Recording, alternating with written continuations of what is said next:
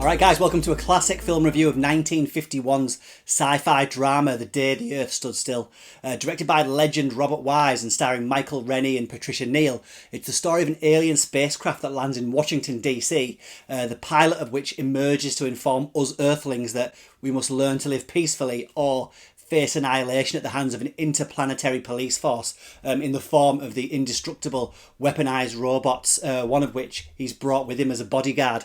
Now, beyond its now quite quaint flying saucer effects and the on-the-nose messages of world peace in the age of the atomic bomb, and along with that same year's The Thing from Another World, this helped pave the way for much of the sci-fi cinema we've seen in the 70-odd years since, so it's essential viewing. Let's take a look. It is no concern of ours how you run your own planet. But if you threaten to extend your violence, this Earth of yours will be reduced to a burned-out cinder. So The Day the Earth Stood Still doesn't mess about and kicks off straight away with a flying saucer landing in the capital city of the United States, of course, and out steps an alien that, of course, looks exactly like a human. His name is Klaatu and he comes in peace. However, when he offers a gift to the military who've surrounded him, he's shot in the shoulder by a trigger-happy soldier. And it's at this point that his mechanical bodyguard named Gort does his thing by opening up the visor on his helmet and shooting his fancy laser at the army's tanks and weapons, disintegrating them.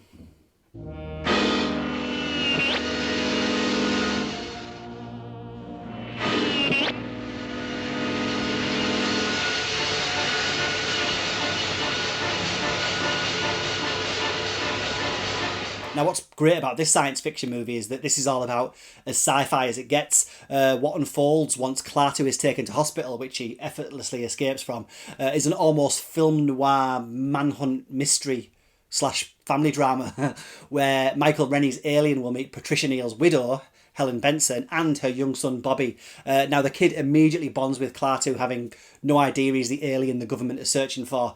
So before getting back to his ship, the pair take a tour of Washington, where they go to Arlington National Cemetery, the Lincoln Memorial, and then the kid takes the visitor to meet the smartest man in the world, Dr. Barnhart, brilliant Sam Jaffe, who of course lives just around the corner in DC, and he'll help arrange a meeting of the world's greatest minds to discuss Klaatu's grave warning. Did he do it wrong? He just needs a little help. How dare you write on that blackboard? Do you realize the professor's been working on that problem for weeks? He'll solve it in no time now. Now, of course, the 1950s was famous for its B-movie sci-fi output. Think The Blob, The Fly, Them, etc. But like any genre, often movies came along that smuggled in moral messages and religious allegory beneath the surface of popcorn entertainment. The Day the Earth Stood Still is such a film. Its liberal messages in the face of the times, McCarthy witch hunts and nuclear arms races, aren't exactly subtle, but they mean well, and being delivered by a being from light years away give them a bit of distance, literally. Although I do love the fact that Klaatu cannot understand why a simple meeting of the world's superpowers can't take place if it's in the interest of the Earth's safety. And even funnier still is that neither can we. Then I suggest a meeting of all the chiefs of state. Believe me, you don't understand. They wouldn't sit down to the same table. I don't want to resort to threats, Mr. Harley. I merely tell you that the future of your planet is at stake. So, despite the casting of a middle-aged, English-speaking white man as a distant alien, Michael Rennie as Klaatu does a great job convincing us that he is, in fact, alien. His calm presence and friendly demeanour work well alongside a not too annoying Billy Gray as his young tour guide. And if there is a villain of the piece, it's Hugh Marlowe, playing Tom Stevens, the guy who's attempting to woo Patricia Neal and sees Michael Rennie's stranger as a threat. He's a menace to the whole world. It's our duty to turn him in. But he isn't a menace. He told me why he came here. He told you?